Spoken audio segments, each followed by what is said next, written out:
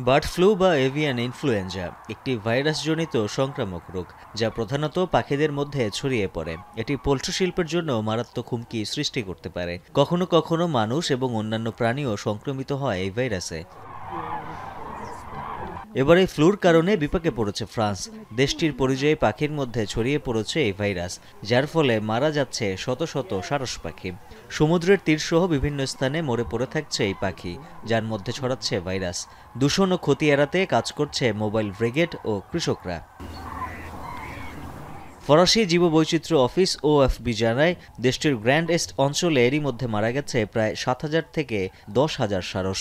বিভিন্ন স্থান থেকে সরানো হয়েছে 5,000 পাখির মৃতদেহ। শীত মৌসুম অব্যাহত থাকায় পরিযায়ী অন্যান্য পাখির মধ্যেও এই ভাইরাস ছড়িয়ে পড়ার শঙ্কা করছেন তারা। Un épisode de grippe aviaire donc, qui touche principalement la grue cendrée. Et donc on a beaucoup de grues qui sont mortes ou qui sont devenues moribondes.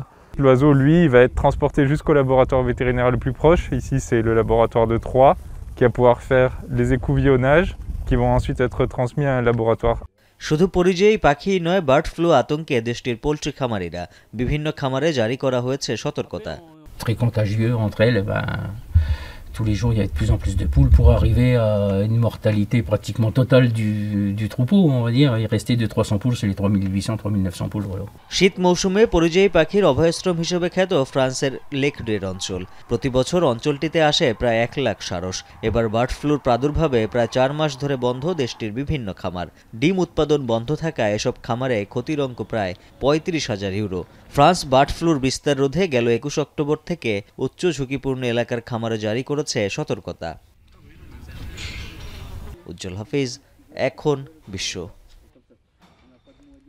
Shea butter O vitamin E সমৃদ্ধ lily beauty soap, তারুণ্যময় উজ্জ্বল ত্বকের জন্য। Remark